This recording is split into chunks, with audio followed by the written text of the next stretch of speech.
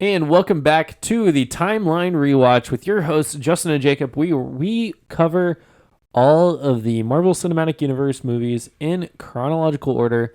And I said movies, but I really mean films because we're also doing one-shots and Yeah. TV series as well. And those are not movies, so got to remember films, not movies. But right now, we are on a movie.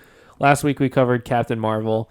This week, we are covering the first released movie, and that's Iron Man, which was released May 2nd, 2008. Side note, that was my dad's birthday that year, so May 2nd. This actually takes place in 2010 and was directed by Jon Favreau, who is in many, many, many movies. Yeah. Does a lot of things for Marvel, actually. He was the first director of all the Marvel movies and is happy in the MCU. Yep. So, Jacob, what is your synopsis on Iron Man? Well, I was trying to think about this one because I want to make sure I get this one right. But we'll go rich guy, gets hurt, builds suit, repairs heart. And then I don't know how to end that. But I mean, repairs heart is...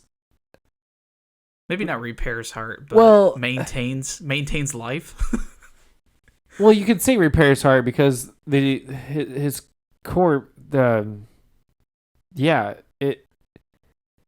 it's repairing his actual his moral heart as well, because he's like, I don't want to do these weapons anymore. I want to do energy instead. Right. So I would have gone Playboy billionaire gets into an accident that he basically caused. Yeah. And now has to fight off a takeover of his company. Yeah. Because that also happens. So, like, office politics. That's how we could boil this down to. Office politics gone wrong. Office politics gone wrong, yeah. I mean, essentially, because he was attacked because of... yeah. We'll get there. So this movie came right out of the gate where he's in the Humvee and they get attacked right out of the gate. Mm-hmm. I mean, we were not even 3 minutes into the movie. I had to go back and look. Not even 3 minutes in the movie. Tony watches several people get shot and killed. Likely, probably where he gets a lot of his PTSD from. Sure. And then, so Stark Industries, middle blows up right next to him. This is where autocorrect took over on my phone. Middle meant missile. Didn't spell missile right. Stark Industries missile blows up right next to him because it came down. He saw it, which that's where all the shrapnel got put into his body. Yep. And then he gets kidnapped and taken hostage. And then the movie goes back to explain who is Stark. Yeah. So they're talking about, rich Playboy billionaire, really smart, intelligent scientist that really is above and beyond his time. Yeah. Son of Howard Stark, who we saw in Captain America and Agent Carter. So in the real world, or they also talk about how Stark creates all these missiles and all of these things. Mm-hmm. And I had a thought on that. I was like, in the real world, that is the Merchant of Death. It literally is the Merchant of Death. And then it comes out, a reporter later on, and literally 10 minutes later, says, asks about what the accusations of him being the Merchant of Death, and it's like,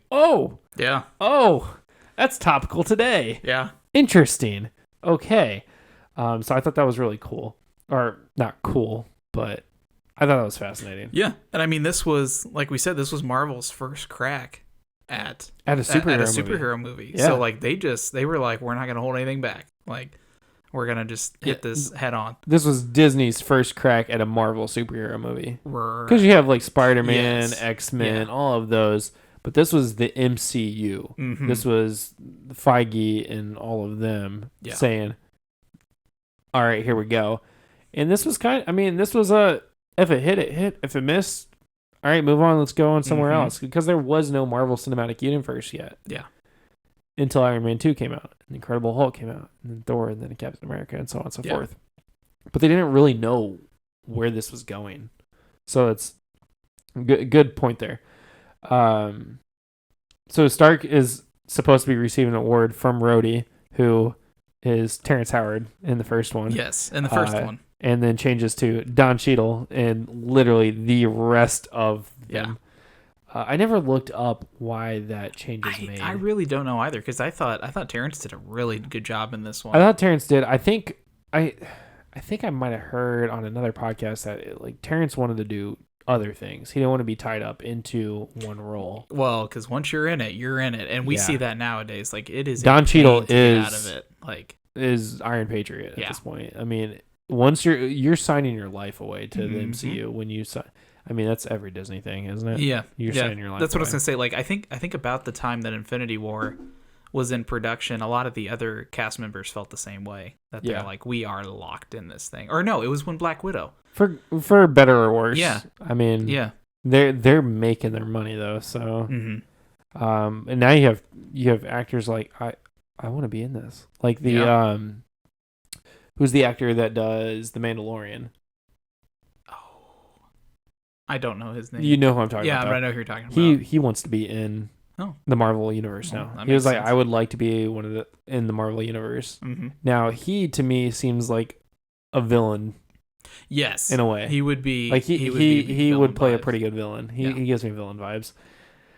Even though he plays a good guy in The Mandalorian, but good to each his own. Ish. Neutral. Yeah. So instead of receiving that award from Terrence Howard, Rhodey, he's actually out gambling and gives his award away.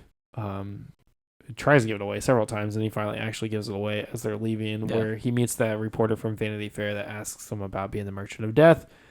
And then he was like, he said something about, oh, I'll show you, or something like that. And then cut to them having fun that night. Yeah. One of the quotes he said in that interview was, peace means having a bigger stick than the other guy. And I think that's what he said his dad used to say. And I was like, that is such like, I don't know. It's like, speak softly and carry a big stick. Like, that's just been like the mantra of much of America's politics, business, whatever, especially from a military perspective. She talks about how, about being the Merchant of Death and about doing all these terrible things with missiles and, the weaponry. And he was like, my dad was a hero. Like, I'm also a hero. Like, my dad, you didn't call my dad, who helped develop the atomic bomb in the Manhattan Project, a villain, did you? Like, he was also a hero. Why am I not? Yeah. Which was interesting to then also, I mean, of course, Howard Stark was part of the Manhattan Project. Sure. Why wouldn't he be part of the Manhattan Project? Yeah. But that tied it back to Captain America in a way, because it was during that time. I mean, when Captain America was happening, Howard Stark was developing the atomic bomb. Yeah. You just didn't really know about it. Yeah. I wish they would have expanded on that more, because I wonder if the Tesseract had anything to do with the atomic bomb. Like, you know what I mean? Like, in that scenario. Well, like, they didn't get the Tesseract until like the 70s, though. Because it was in Germany the entire time. Oh, that's true. Well, I'm saying, like, yeah, because I guess Stark would have found it in the water later. Yeah. Yeah. Maybe even in the 60s. But it was in Germany that whole time, so it couldn't have been. Interesting, though. Would have been cool. Would have been cool. But yeah, I thought that was, like, it's always, like, a hot button topic, like you said, even today. It's like, do the people that make weapons, like, obviously, like, they're going to be used with malicious intent. So yeah. So the next morning, the reporter is trying to leave or mess around or whatever, do something in Tony's house, and this is where Pepper Potts, Gwyneth Paltrow, comes in, makes her debut in the MCU, and talks about, and the reporter's like, "Oh, you're the assistant that does whatever Tony wants." And she's like, "Yeah, I do the dry cleaning, I run errands, I do this, I often sometimes take out his trash that he needs to." So, and I'm like, "Ooh, that's some shade right there, Gwenny." So I thought that was really funny. This whole movie has, like, for it being the first, like, it was really comedic Marvel movie. It was very comedic. Like, they got a lot of jabs in there, and I felt like it fit the vibe of the movie. Like, you don't get a lot of that comedy in Captain America, because that's not really his person. Yeah, like, you get that in Captain Marvel, because she's kind of more of a funny but that's who Tony is. Like, he's just like, I gotta be the butt of a joke all the time. So, I had to know RDJ. Robert Downey Jr. looks so much younger in this movie than he does now. Yeah. Like, you could just see it from Endgame all the way to Iron Man, like how much he has aged in this entire timeline. It's pretty crazy. So yeah, we cut right over to the Jericho missile presentation in Afghanistan, which, fun fact, that actually obviously did not take place in Afghanistan in 2008 because we're in an active military zone. Yep. It took place in California. I was going to say probably desert in California. Yeah, it was in California.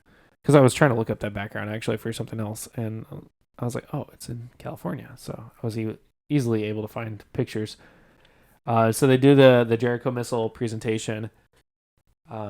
Old tech alert here. After the missile presentation, Tony pulls out his phone. Yep. Did you look up what phone that was? No, but I knew it was an older one. It was an LG VX 9400. Yeah. That was old. Mm-hmm. That was pretty old. I thought those phones were cool back in the day. I found this movie interesting because it is a juxtaposition of like he's supposed to be having technology that's ahead of its time, which he eventually does. Which eventually does, but like he's still stuck with technology like in the moment. Yeah. So I always think that's interesting because the MCU is working with what they have in the time. They eventually go way out into left field there. But, yeah. Then we cut right back over to the cave where he is hooked up to a car battery that Dr. Johansson got him set up with to save his life, really, to keep his heart moving. And we find out that who we later find out are the 10 Rings. Yeah. They are there to get him to build another Jericho missile, and that's why Dr. Johansson is there, because they need Tony to build the missile and save his life and help him out there. And the 10 Rings is actually, so I think Tony ends up fighting them later again in another movie with the Mandarin. And then I was doing some more research, and the 10 Rings is actually, we see it again in Shang-Chi because his dad is, dad is kind of the ring leader of that group. Yeah, when they said 10 Rings, I was like wait Shang-Chi a and the minute. 10 Rings? Yeah. Hold on. Yeah. So that was, I thought that was also very interesting. I caught that. I picked that up immediately. Yes, as soon as they said 10 Rings, I was like, timeout. Yeah. I thought that was interesting, and I kind of had an epiphany of sorts, I guess, if we'll say. So this was the third movie we've watched and covered now. Each movie so far, going in chronological order, has featured a role model or like support figure that's been a doctor that has died, that these characters have then like lived on the charge. So like Captain America was the doctor that gave him the serum. He dies and tells him to, never change who you are. He goes out and does great things. Captain Marvel, same idea. That doctor was like, live on my legacy, help others. Went and did it.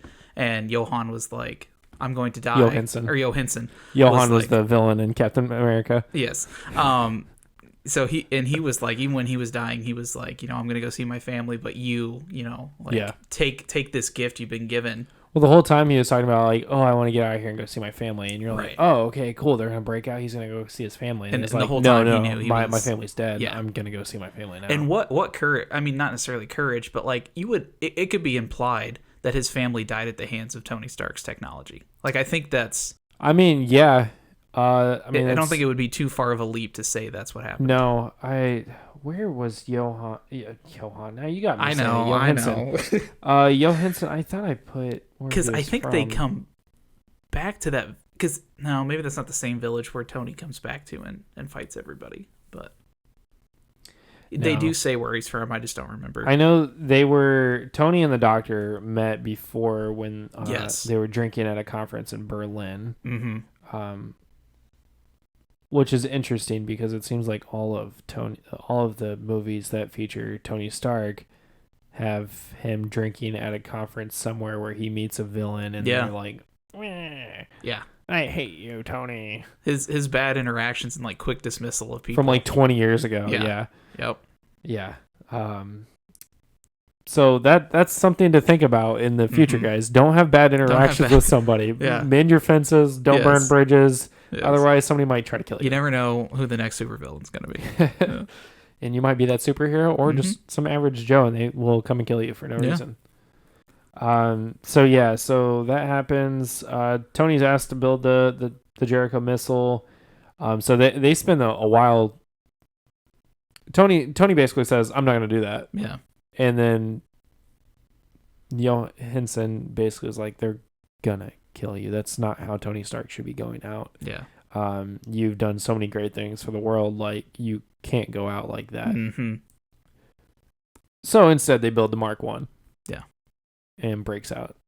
So that was the first thing that they built was the new arc reactor for his chest, which we find out is a mini version of the arc reactor that they built in California. And what I think is interesting, and Obadiah Stane makes reference to this later in the movie, but Tony was able to take this giant idea and the giant arc reactor and put it down to something that fits right here. Yeah. And miniaturize the technology and get the same effect out of essentially scraps. Like, they were not working with the type of materials they needed to be.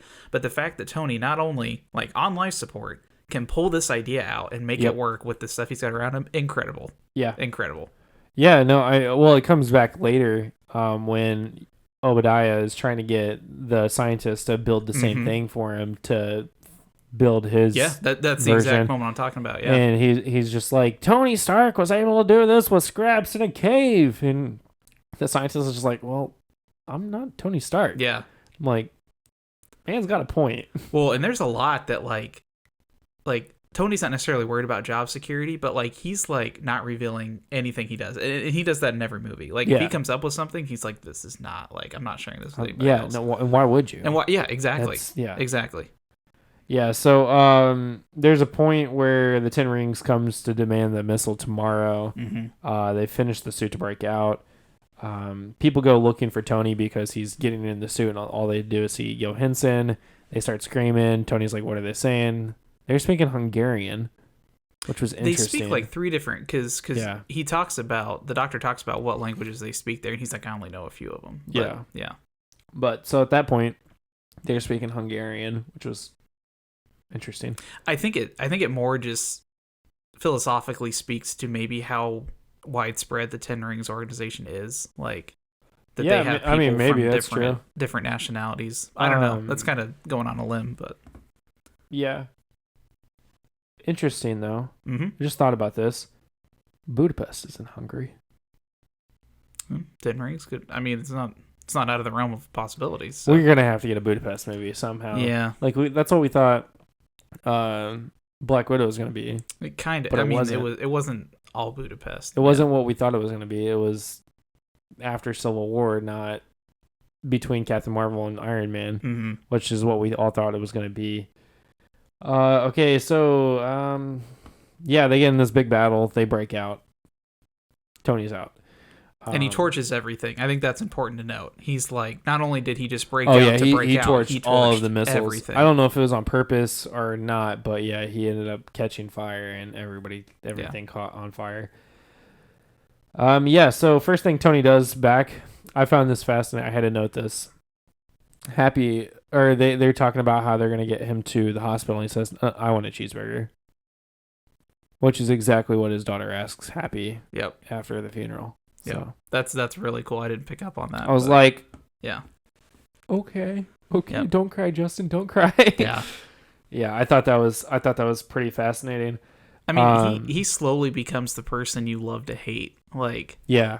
And it's, as much as the stuff he does wrong, like, inevitably in the end, you're like, man, like, that really sucked. So he goes on and announces in a press conference that he's no longer making weapons, which Obadiah Stane is like, check that. What? Yeah. Excuse me. Which this is where we see Agent Coulson pop up to talk to Potts about debriefing Stark. Never really gets that meeting with Stark, if you think about that. He did with Potts so that Potts could stay alive. Yeah. But here comes your biggest plot hole you've noticed thus far with the naming convention. Okay, so this is where it really, really bothers me. And I meant to look up what SHIELD means, right? Yeah, Strategic Homeland Investigation Enforcement Logistics Division. Yes, that. Yeah. So Investigative Enforcement Logistics Division. Yeah. The entire Iron Man movie, he says this all out, and Potts is just like, that's a long name. It's a mouthful, yeah. Like, that's a mouthful. And he was like, yeah, we're working shop other names, and we're doing this, we're doing that. Yeah, we're thinking about other names. And at the very end of the movie, he's like, just call it S.H.I.E.L.D. I'm like, we knew you were S.H.I.E.L.D. in the 90s. Yeah, so this is where I don't know if, because, like, Phil is very, like, by the book, like, holds to tradition, so, like, maybe he was just being formal. But then the workshopping comment. But he said we are workshopping. Yeah. You're not workshopping. It's already figured out. Yeah. I mean, and by the 90s, I actually mean the 40s, because Howard calls it S.H.I.E.L.D. S.H.I.E.L.D. Yeah, in the one shot. And before S.H.I.E.L.D., it was the SSR, which is the Strategic Scientific Reserve. So it's like they already were using acronyms. So it's like, I don't know. Because I don't know if they referred to it in Captain America, but they definitely referred to it in Avengers, I think, as the SSR, because they go back and, like, when Peggy's Carter Group went and found things. And I get it. It's 2008. It's the first movie. Yeah, you have to explain what S.H.I.E.L.D. is, and that it's an acronym for something. It's not just the word S.H.I.E.L.D. Yeah, I get that, but my beef is that you knew that in the previous two films with Agent Carter and with Captain Marvel, you needed to then go back and say the strategic homeland whatever, and actually say out the entire, because you only said it maybe 3 times in those two films. Yeah. So what was the whole point of doing that? No, it's a very good point, and I would hate to believe that it's like ultimately they just forgot, or like they were like, oh, we totally forgot we did that. Like, I don't know. It probably is more of that. That would be my guess. At that point. Maybe different writers, obviously part of the probably crew. That, but at the same time, like, they put so much attention to detail. I mean, we talked about last episode where they put the cicadas in New Orleans, and they were loud. Like, they put a lot of attention to detail on a lot of things. Yeah. To then go back and be like, oh. Well, and I think you see that now, especially because the movies build off each other. So you have a movie that impacts the next one, that impacts the next one, that maybe impacts 3 phases from now. Like, you never know. But back then, when this was your first movie, I mean, you didn't know where it was going to go. So, no, and you don't. Yeah. And I get that they didn't want to come out and just say S.H.I.E.L.D. right off the bat. Right. But they should have doctored it up. They should have went on the newer films to be like, oh, yeah. Yeah. Just my beef. Just very little in the grand scheme of things, but little, but it, because I mean, S.H.I.E.L.D.'s only around for a few movies, because it kind of crumbles after it's Avengers, Civil War. Civil War, yeah, when it crumbles. Okay, so I guess the larger part, yeah, because I thought it was Winter Soldier. Winter Soldier is when Winter Soldier is when they find out S.H.I.E.L.D. is actually Hydra. Yeah, spoilies. Not all of S.H.I.E.L.D. The tangent here. The Agents of S.H.I.E.L.D. series executed that whole thing tremendously, because that series goes parallel to a lot of these movies. Yeah. So when Winter Soldier happened and they have the Hydra takeover of S.H.I.E.L.D., executed that phenomenally. So if you want to see, is that a Netflix series? I think it's on Netflix. It's on Disney Plus. Is it on Disney Plus now? It used to be on Netflix, but yeah, it was incredible. Like, they've been building, I mean, spoiler alert, but one of the main characters from the beginning of the first season, they've been building up, and then you turn out he's been Hydra this whole time, and like, you're just like watching it for the first time, your mind is blown. It's incredible, all of it. So back to Iron Man here. Stark tries asking Rhodes for help to help him with this new project that he's doing, and Rhodes is kind of just like, no. Do the missiles. Do the things that you're good at. Like, we need you. I'm like, that's a BS. He was thinking about his job, not thinking about Tony as a friend. Well, he is in charge of all of this new technology into the military. He's like the liaison into the military for all this technology. So yeah, I get that. But if you would have just taken it, you would have had your suit of armor a lot quicker. Yeah, I mean, because I guarantee if he would have been like, yeah, I'll help you, he would have had his suit of armor immediately. He would not have had to take it. Even at the end of the movie, when Tony has the second suit, he comes, the fursuit's still there, and he tells Rhodes, like, hey, suit up. And Rhodes is like, maybe next time. And then, like, goes up top and ends up driving to wherever they need to go. Yeah. But, or no, I'm sorry. I take that back. It's while Stark is attacking Obadiah. And, no, maybe it is. No, that's the second movie. No, but for sure in this one, Rhodes looks at the suit and goes, maybe next time. I know that happened towards the end. And I think it's when they're fighting Obadiah. I don't know. I digress. He turns him down either way. We'll get there. Yeah. So we find out the board of directors wants to lock Tony out because he has PTSD. We find out that was actually Obadiah that's trying to lock him out because he wants to take over the company again.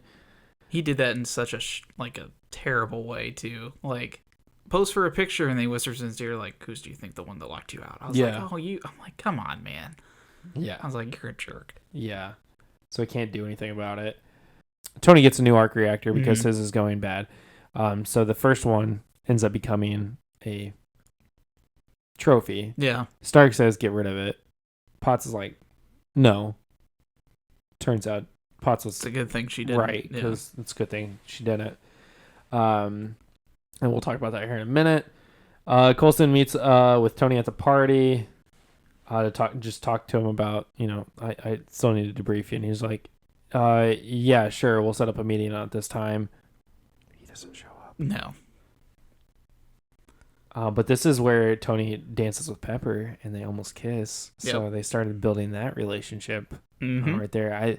At that party is kind of where Tony was like, oh, Pepper, hello. I think he's the type that like he was screwing around with other women, but he was like in the back of his mind, I think Pepper was always the end game. Like, he was like, I will end up. I know, I was intended. You did that on purpose. He's like, I will end up with her eventually, but like, let me enjoy my Playboy billionaire lifestyle. But yeah, I do think that dance is really what made him like settle down. I think the dramatic experience in the desert, and then like, I think realizing how short life is, he was like, all right, if I want to do this, I need to make it happen. Yeah. So Obadiah admits that he's the one that locks him out. We talked about that. Yeah. And he admits to selling the missiles to the Ten Rings. Mm-hmm. And they all kind of find out that he's the one that put the hit on him. Yeah. And we see that even because Obadiah goes out and sees the Ten Rings. So interesting enough there.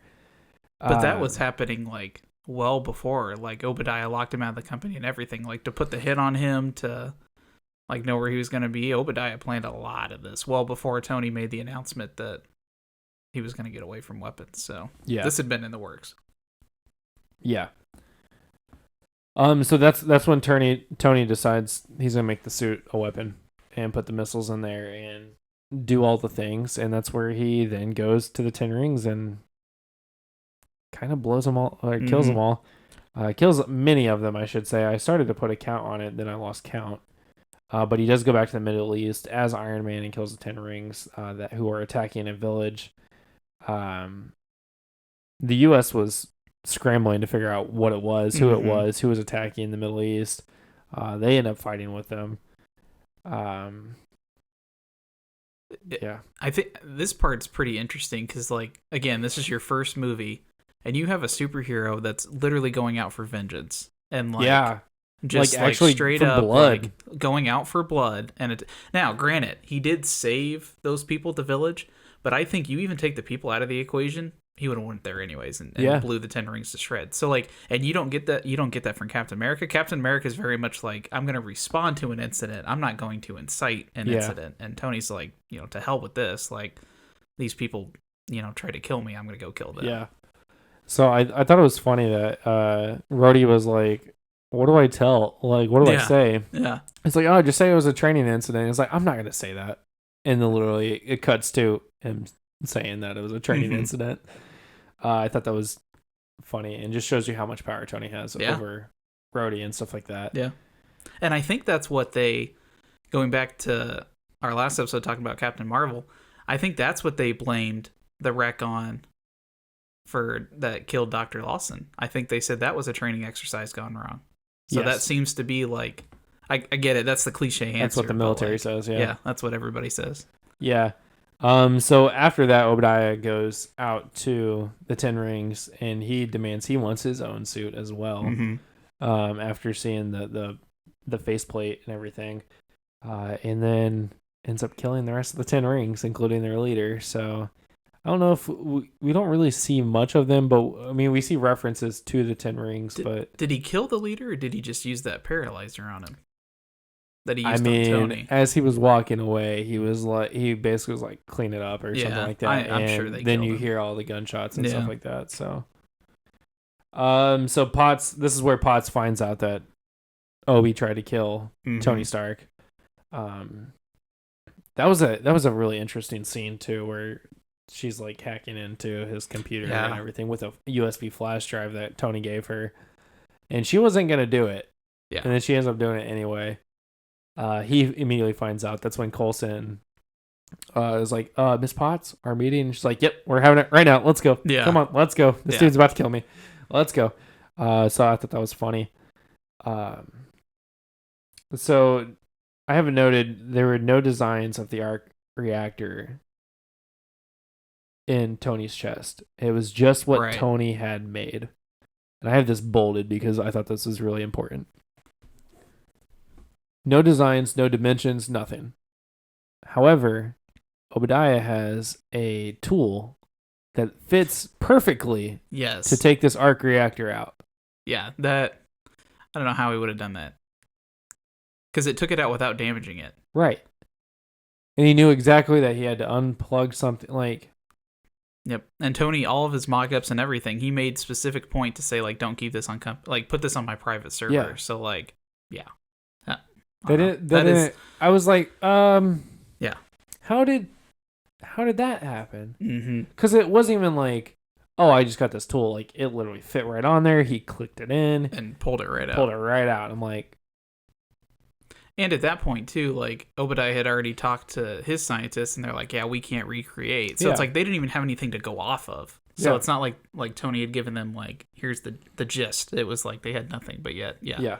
He had the exact tool to remove it. So Tony needs that original arc reactor that was failing on him. So luckily he is able to get the trophy that Potts made him.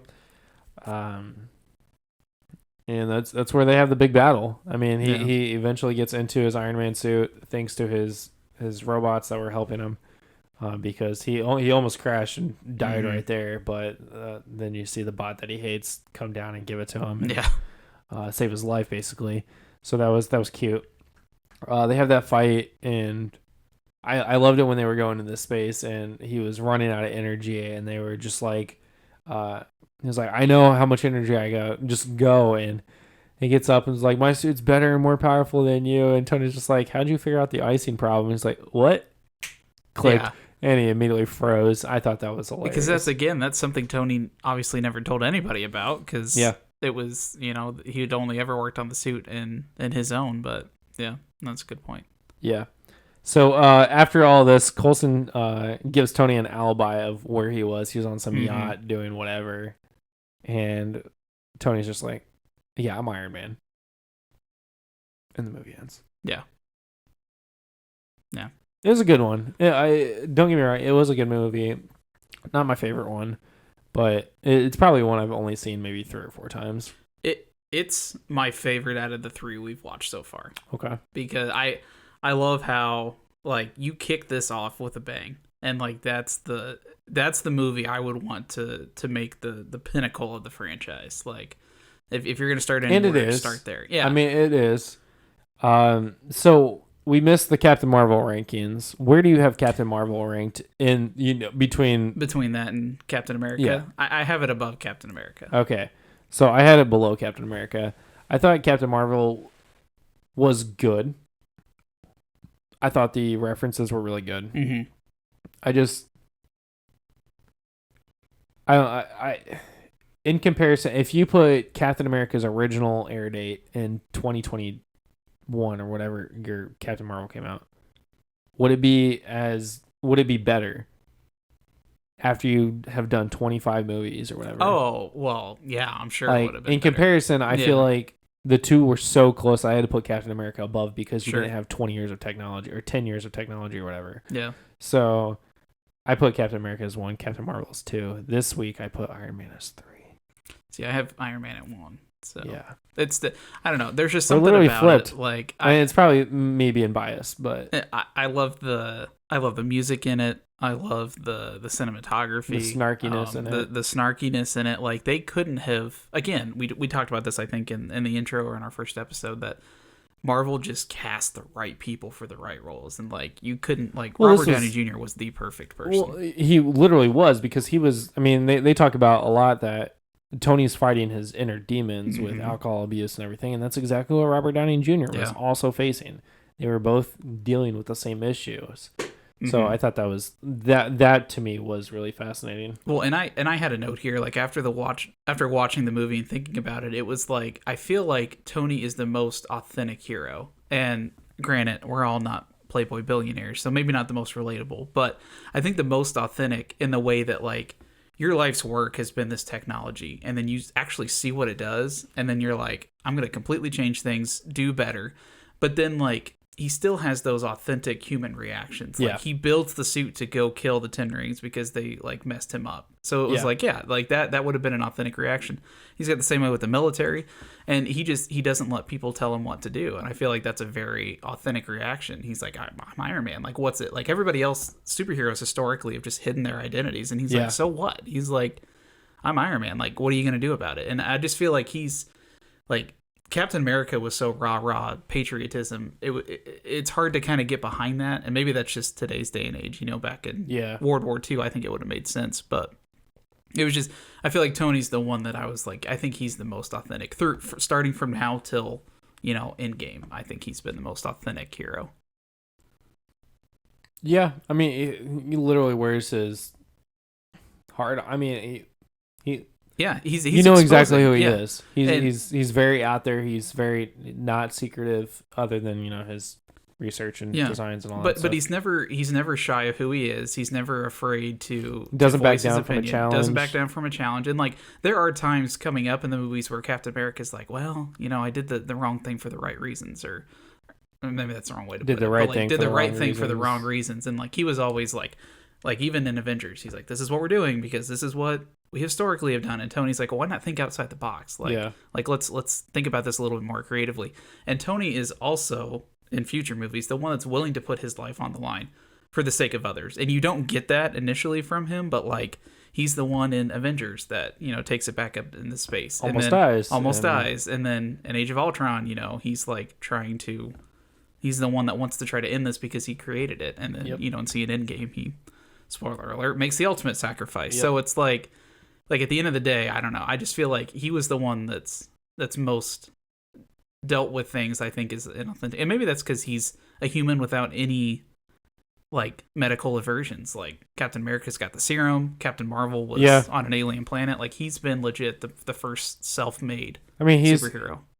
Take away his super suit, who is he? Yeah, I mean, you see that in Iron Man 3, where he doesn't have his suit, and they make reference to that in the Avengers as well, where Steve's like, without your suit, you're nobody. And then they get attacked and they're like, suit up. You better get your suit on. And I think he makes the line like, I'm a millionaire playboy. Billionaire playboy without my suit. And it's like, what are you? And it's like, well, Cap's really nothing. Like literally nothing. 5-foot dude from from Brooklyn. So yeah. All right. This is the part of the episode where Jacob tells me where was Stan Lee. Yes, we are not going to mess this one up. Stan Lee was at the banquet that Tony Stark wasn't supposed to go to and then made an appearance as, and he actually mistaked him for Hugh Hefner because he's an older guy that's got like two young girls around him. Tony thought he was Hugh Hefner. He's like, huh? What? Yep. I thought that was funny.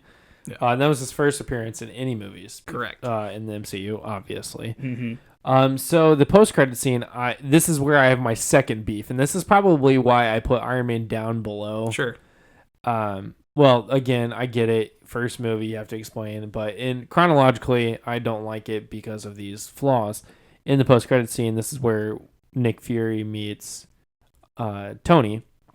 Talks about the Avenger Initiative, that he wants them to join the team, and he introduces himself as Nick Fury, which in Marvel, or Captain Marvel, he says, I'm Fury.